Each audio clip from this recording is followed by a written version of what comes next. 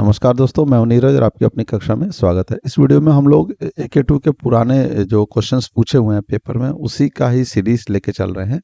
उसी के क्रम में जो है अगला वीडियो है, ये यूनिट 1 का प्रॉब्लम नंबर 17 है। इससे पहले हम लोगों ने 16 क्वेश्चन जो यूनिवर्सिटी के पूछे हुए ही ऑलरेडी बनाया हुआ है, उसकी प्लेलिस्ट है, आप उसको देख भी सकते हैं। नीचे मैं डिस्क्रिप्शन में भी डाल दूंगा। और ये जो क्वेश्चन है वो इवन सेमेस्टर 23-24 का है, BW201 का पेपर का कोड है। इस कोड में जो है वो पूछा गया है। तो देखिए क्वेश्चन क्या है, using nodal analysis find the branch currents in the circuit. तो नोडल एनालिसिस का यूज करके जो है यहाँ पर आपको ब्रांच करंट की वैल्यू कैलकुलेट करनी है। तो आप देखिए, तो सर्किट बड़ा सिंपल सा है, इसमें ऐसा कुछ है नहीं। तो अभी हम लोग जो है इसमें आगे जो है वो देखते हैं। तो नोडल एनालिसिस के लिए हमें सबसे पहला काम क्या करना पड़ता है कि जो भी सर्किट दिया है उसमें नोड असाइन करते हैं। तो हम नोड असाइन करेंगे। तो अगर आप नोड को देखेंगे तो हम लोगों ने नॉर्मली डिस्कस किया हुआ है कि हम उसको नोड बोलेंगे जो कम से कम 3 एलिमेंट आपस में जुड़ रहा हो जहाँ पे। तो देखिए यहाँ पर देखेंगे तो 3 जुड़े हैं, तो हम इसको कहेंगे ए। और यहाँ भी देखोगे आप तो 3 जोड़ा है, तो ये हो गया B। और नीचे देखेंगे तो कई सारे हैं, 3 ओम, 12 ओम, 4 एम्पियर, 6 वोल्ट, ये सब जोड़ रहे हैं। तो हम चाहे तो इसको कह दें या इसको, दोनों एक ही है क्योंकि शॉर्ट सर्किटेड है। तो मैं यहाँ नीचे लिख दे रहा हूँ C। अब जिसको भी ये 3 एलिमेंट 3 हमको नोड मिल जाते हैं जब भी, तो हम लोग क्या करते हैं, इसके बाद इनमें से एक को रेफरेंस लेते हैं, और जिसको भी हम लोग रेफरेंस लेते हैं उसका वोल्टेज जो है वो 0 एज्यूम करते हैं। तो हम यहाँ पे नीचे वाले को रेफरेंस ले रहे हैं और इसका वोल्टेज जो है वो 0 मान लेते हैं, 0 वोल्ट। और बाकी को उनके नाम के अनुसार वोल्टेजेस असाइन कर देते हैं। तो A है तो हम मान लेंगे VA, B है तो हम क्या मान लेंगे VB। तो इस तरीके से एज्यूम कर लिया। अब इसके बाद ब्रांच करंट एज्यूम करते हैं। तो ब्रांच करंट के लिए रेंडमली जो है हम करंट मान लेंगे। आप ये मत ध्यान दीजिएगा कि कहाँ करंट आ रही है जा रही है, बस आप मान लीजिए। तो ये हो गया हमारा I1, यहाँ पर ये हो गया हमारा I2, I3, I4, I5। तो इस तरीके से हमने करंट मान लिया। अब एक एक करके हम लोग सभी नोड पर KCL अप्लाई करेंगे रेफरेंस को छोड़कर। तो रेफरेंस को छोड़ देंगे तो 2 ही नोड हैं, A है और B है। तो इन दोनों पर एक एक करके अप्लाई करेंगे। तो हम लोग को यहाँ पे लिखना पड़ेगा apply KCL eight node A। तो A पर अप्लाई करेंगे तो क्या इक्वेशन बनेगी, आप देखिए ध्यान से। तो incoming current is equal to outgoing current. तो इनकमिंग करंट कितनी है, I1 इनकमिंग है, आउटगोइंग में क्या है, I2 है और I3 है। तो अब यहाँ पे हो जाएगा I2 प्लस I3। तो ये दो जो है करंट्स हम लोग इस तरीके से लिख लेंगे और यही हमारी KCL इक्वेशन हो जाएगी। अब हमको I1, I2, I3 सबकी वैल्यूज जो है वो लिखनी होगी इन टर्म्स ऑफ जो भी ये वैल्यूज दी गई हैं, 6 ओम, 3 ओम, 2 ओम, या जो भी हमने अननोन वोल्टेजेस एज्यूम किए हैं उनके टर्म्स में। तो क्या होगा, देखिए I1 कहाँ से स्टार्ट हो रहा है, तो वो हो रहा है 0 से। तो यहाँ पर 0, फिर माइनस से प्लस जा रहे हैं तो क्या लिखते हैं हम लोग, प्लस वैल्यू कितनी है, 6 है, तो 6। फिर एंड नोड का वोल्टेज कितना होता है, दिया है VA, तो माइनस VA डिवाइडेड बाय इस ब्रांच का रेजिस्टेंस। अब ध्यान से देखिए, ये थोड़ा सा अलग क्वेश्चन है, इसमें कोई भी रेजिस्टेंस नहीं दिया हुआ है ना। तो रेजिस्टेंस नहीं दिया है तो हम ऐसे सोच सकते हैं कि यहाँ पे 0 रेजिस्टेंस है। तो हम यहाँ पे क्या लिख देंगे, 0। और ये हर बार ऐसा ही होगा, अगर कोई एक सोर्स दिया होगा और वहाँ पे कोई भी रेजिस्टेंस नहीं दिया होगा तो ये प्रॉब्लम आएगी। तो आपको 0 रेजिस्टेंस, तो आप 0 लिख दीजिए, कोई दिक्कत नहीं है उसमें। अब I2 की वैल्यू देखिए क्या होगा, कहाँ से स्टार्ट हो रहा है, VA से। तो आप यहाँ पे लिखेंगे VA माइनस एंड कहाँ पे हो रहा है, 0 पे, तो 0 डिवाइडेड बाय रेजिस्टेंस कितना है, 3, प्लस I3 स्टार्ट कहाँ से हो रहा है, A से स्टार्ट हो रहा है, VA माइनस एंड कहाँ पे हो रहा है, B पर, यानी कि VB अपॉन रेजिस्टेंस कितना है, 2, ब्रांच का रेजिस्टेंस है 2। अब इसको कोई सोचेगा सॉल्व कैसे करेंगे, कि जैसे ही ये सोचेगा कोई वैल्यू जो है 0 से जब भी भाग दी जाती है वो तो हो जाता है इनफाइनाइट, तो फिर आगे सॉल्व कैसे होगा। तो कुछ नहीं करना है, आपको थोड़ा सा इसमें ध्यान देना है। इसको हम चाहें तो ऐसे भी तो लिख सकते हैं। अब देखिए ध्यान से, 6 minus V A is equal to V A upon 3 plus V B minus V A minus V B upon 2। जो यहाँ लिखा है वही लिख दिया मैंने। अब यहाँ जो नीचे था उसको क्रॉस मल्टीप्लाई तो कर सकते हैं ना हम लोग यहाँ पे, इंटू 0। तो ये पूरी वैल्यू कुछ भी हो 0 से मल्टीप्लाई करोगे तो इट विल कम 0। तो आ जाएगा 6 minus V A is equal to 0। तो इसका मतलब क्या हुआ, हमें मिल जाएगा V A is equal to 6 volt. ये हमारे लिए एक इक्वेशन हो जाएगी। ये होगा इक्वेशन, और सीधे हमको डायरेक्टली वी ए का मान भी मिल जाएगा। तो ये एक तरीका है इसको सॉल्व करने का। तो ये इस क्वेश्चन को जो है सुपर नोड टर्म यूज किया जाता है टेक्निकली।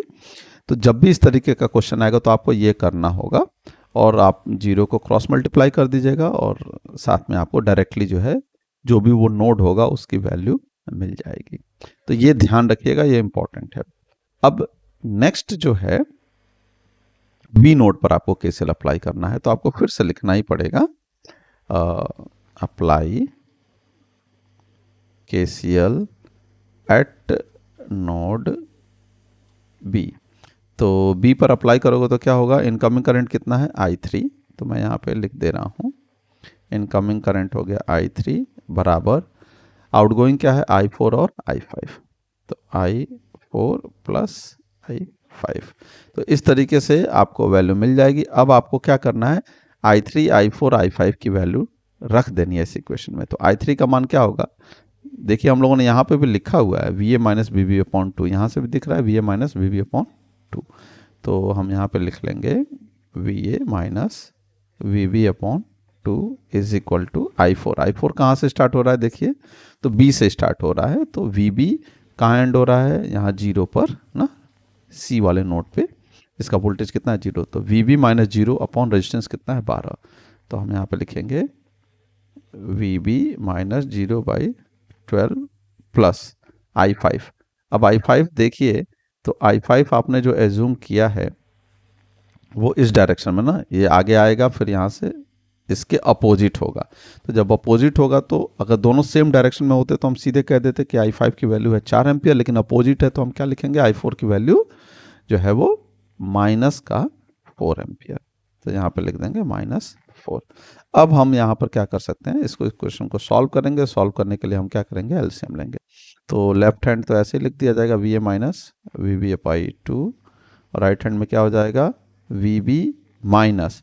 अब देखिए एलसीएम जो लेंगे, एलसीएम तो नीचे आएगा 12 भी, और इसको जब मल्टीप्लाई करोगे तो 12 चौको 48 48 आ जाएगा। ठीक है, तो इस तरीके से आ गया। अब आप यहाँ पर चाहें तो इसको काट सकते हो 6 बार में। अब क्रॉस मल्टीप्लाई कर दो तो कितना आ जाएगा आपका, वो आ जाएगा 6 V A minus 6 V B is equal to V B minus 48। तो इस तरीके से ये आ जाएगा। अब इसको भी आप चाहो तो इक्वेशन बना लो। तो कितना हो जाएगा 6 वी ए माइनस, यहाँ से इधर जाएगा तो कितना हो गया 6, इधर आएगा तो -1 और -6 पहले से आता तो -7 V B is equal to minus का 48। ये हो गया इक्वेशन नंबर सेकंड। तो फर्स्ट और सेकंड ये दो इक्वेशन है, ये फर्स्ट है और ये सेकंड है। तो अब चाहें तो आप क्या कर सकते हो भाई, यहाँ पे वैल्यू पुट कर दो वी ए की, या कैलकुलेटर में रख के निकाल लो, जैसे भी आप चाहें आप कर सकते हैं। तो मैं यहाँ पे वैल्यू पुट कर दे देता हूँ और आपको वैल्यू मिल जाएगी। तो देखिए कितना हैगा, हम लिखेंगे from equation first and second क्या हो जाएगा। अब देखिए वी ए की वैल्यू मैं पुट कर रहा हूँ फर्स्ट इक्वेशन से सेकंड इक्वेशन में, तो कितना होगा 6 × 6 minus 7 V B is equal to minus का 48। अब वी बी को एक तरफ कर लेता हूँ, कांस्टेंट एक तरफ कर लेता हूँ, तो ये हो जाएगा 36 plus 48 is equal to 7 V B.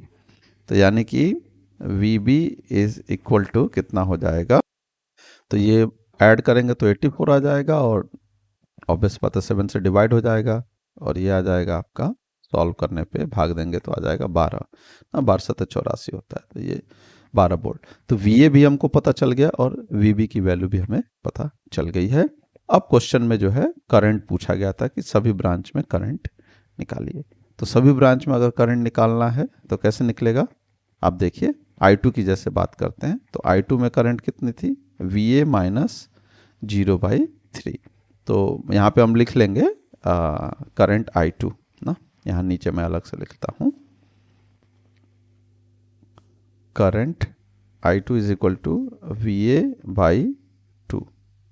I think यही है, रेजिस्टेंस के वैल्यू में एक बार और देख लेता हूँ, VA/2 नहीं, सॉरी VA/3 है, तो VA/3। तो VA का मान कितना था आप देख लीजिए, 6 है, तो हम यहाँ पे लिख देंगे 6/3 यानी कि 2 एम्पियर। अब उसके बाद I2 के बाद I3 का फॉर्मूला क्या है, VA माइनस VB/2। तो और आप ध्यान रखिएगा I3 का जो मान है यहाँ से भी आप देख सकते हैं, ये VA माइनस VB/2 ही हम लोगों ने यूज़ किया था, तो वही हम लोग यहाँ पर फिर से यूज़ करेंगे।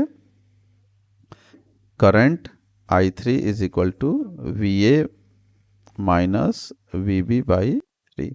तो VA का मान कितना है, 6 है, और VB का मान कितना है, 12 है और 3, तो ये वैल्यू कितनी आ जाएगी, माइनस का 2 एम्पियर।